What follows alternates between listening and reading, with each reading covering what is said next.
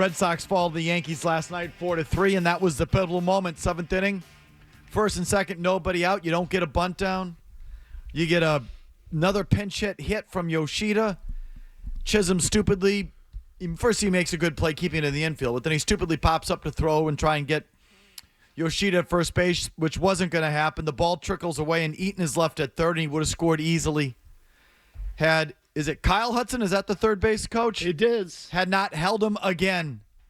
Held him, and I say again because this happened late in the season, and we talked about it then when Hudson did not send Eaton on a fly ball, what should have been a sac fly against the Orioles.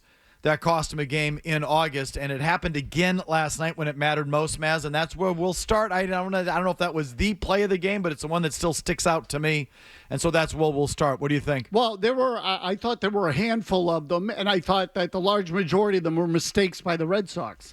So they had opportunities to grab that game at various points, and they couldn't do it. The bunt was one. That play was one. Duran dropping a ball in left field was one. Like you just add them up. But since we're talking about that play, I do find it interesting how the aggressiveness of Alex Cora doesn't translate to every member of his coaching staff. So that play, as soon as the ball pops and gets by, you should be going. It's not that. It should have been gone before. I sent you the link. Have you seen the overhead shot of it? I have not. Oh, I missed that link. I put it in the email. Just look at it.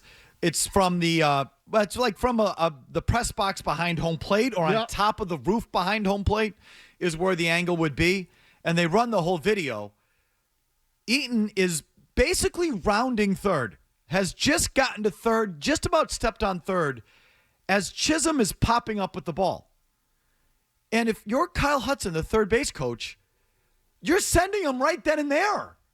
There's no you're as soon as you see Chisholm down on the ground and popping up, you should be sending him. And you're also not talking about one of the players that has lead in their lineup. Eaton's one of their speediest, fastest players, along with Duran. Who's a weapon. Eaton's a weapon, and this is why I brought up that earlier play against the Orioles in August. Remember, Mazz, do you remember that play? Of course. Okay, yes, the center fielder. Yeah, right. He's got a big arm. We're not going to run on him. No, impact arm. Impact arm. Yeah, right. That was the term. Cora came out after the game and said in our pregame discussions we determined that he had an impact arm. I can't remember the guy's name. It doesn't matter. But it was determined, pregame by the scouting report and the analytics that they weren't going to run on that Orioles outfielder, even though Nate Eaton is a weapon on the base pass. He's their fastest player. And so that cost him a game against the Orioles. And then, Mazz, I ran this video on TV last night. There was a game against the A's late in the year in extra innings where the A's had the infield drawn in.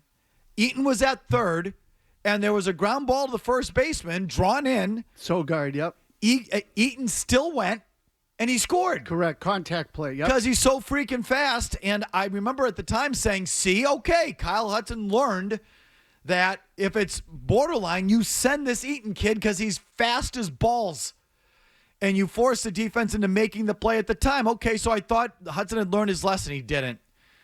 So, Chisholm is stupid to throw it to first. And Rice, should have done more to keep it in front of him. But I think even independent of that, Mazz, they should have been sending Eaton around third base as soon as they saw that Chisholm was going to first. They should have sent him. Yeah, so look, he's a fast enough guy. Like, I got to think that one out a little in terms of you can't run recklessly either. If the infielder's got the ball, it's an easy throw to the plate. I mean, by distance anyway. Not that I love Chisholm's throwing. But I hear you.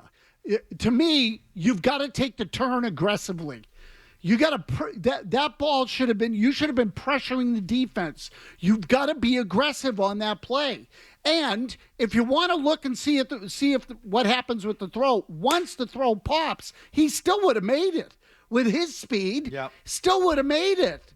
So, but there were so many things in that game. The bunt was pathetic too. Have you seen a more pathetic bunt attempt? Brutal. I mean, they really, they just couldn't make the play that was going to win the game. They tied the game a couple of times. And even then, after all that, it was still only a one-run game. They were right there. So, but that particular, Cora was so aggressive last night to a fault. And then on a play like that, you kind of just Right. coast into third base. Again, you're blaming Eaton?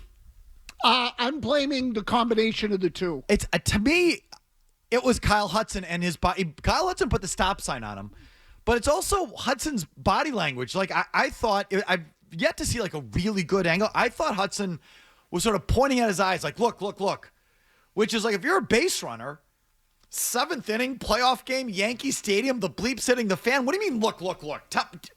Tell me what to do. But if maybe Hudson didn't do that. Eaton said after the game, Hudson put the stop sign on him. Yep. So I don't know. I think it was just the body language of the third base coach. You still got to know where the ball is. And I know the play was behind him, but you still got to know where the ball is. And so, I think it's, again, I put it on both of them. It's both people have to manage that. The coach has to tell him what's going on, and the player's got to be aware on his own, too.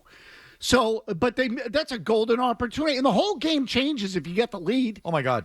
The whole game changes. Everything changes. Once psychologically, that's such a huge thing that is, I think, rarely, we don't emphasize it enough. Playing from in front, just a run. You're looking up going, we got to score. Now, all of a sudden, there's a little bit more pressure. We got to get a run home. The leadoff guy's got to get on. Like, there's all of that. In games that tight, that one run feels like 5. It does. Always. How about Duran misplaying that ball in left field? Brutal. Look, and again, this is a pet peeve of mine. I know Jimmy Stewart feels the same way. I've been saying this for 2 years. I don't know how the guy ended up as a Gold Glove candidate last year. He doesn't have baseball instincts. He doesn't. And in that particular play, he didn't really even have to dive. Thank you. I was going to. It didn't feel like that was necessary at all. Like he didn't. I've watched it like 8 times now. He did not need to dive on that play. I don't know if he's got not even close bad depth perception or something. That just felt so unnecessary. He judges the ball poorly. He always. It used to be really bad, but it's still not great. No, it's still horrendous. 32 negative plays I have for Duran this season. Are you making that number up or no? No, I've actually counted them. I started counting them after about 8 or 9. I don't believe you. No, he's been tracking him. If he 32, he's been chirping like throughout the summer. Because I remember we were at 19. I know. The only thing I will say for Jimmy's technique is that it seems to go from like 19 to 23. Well, some are double. Yeah, look. I have scored him on multiple negative plays. Some are worth 2. They come with a tax. Well, I mean, you lose a boxing round. It's 10 to 8. It's not 10 to 9, right? Yeah, we'll give him 1.5 for that one. Either way, his instincts still blow up. Oh, awful. No, and you nailed it. He just doesn't read the ball off the bat. There was a play in game 1 in left field where he went into the corner and was kind of like, it just makes me nervous every time I see him running a ball down. He's all over the place. And so, those, like, I think Cora was frustrated with it too, because when he talked about it after the game, he just said, yeah, he missed it. Like, plain and simple. Yeah. And how many of those have there been this year? Like, ones in which he's gotten his glove on and he just has dropped it, or I'd say a half dozen where the ball has actually fallen out of his glove and he just hasn't been able to close the glove on it. So that should never happen to a big leaguer. You should never have the ball in your glove on a catch and have it pop out unless, you slam into the ground. And in this case, he dropped it before. So they lost on the little things last night. Not being able to get a bunt down, not fielding your position in left field, not, employing heads-up base running at the time that you needed it, the third base coach turtling in the biggest moment, or the runner not, mostly it's Kyle Hudson for me. But either way, not doing those little things. And that's frustrating. That was a game they could have won. Yes, and a clinching game. So you knew at some point, I think we all knew at some point, the stupid Red Sox were going to show up in this series or in the postseason. And they showed up last night. That's the team from early in the year and the one we saw less of in the second half, but we still saw it where they made stupid mistakes. So I was having a conversation with Carabas a week ago about what would constitute a disappointing ending. And this is the kind of thing that if you lose this way, it's on you. This isn't because you don't have talent. That's because you couldn't do the most basic things in a game. You couldn't run the bases aggressively and smartly. You couldn't get a bunt down. Your starting pitcher, couldn't figure out and I'm jumping to this just quickly because to me this is a mental mistake. The home run to Ben Rice was on a hanging slider in the middle of the plate at Yankee Stadium to a left-handed batter. Why are you throwing that pitch? That pitch has to be retired in a game like that.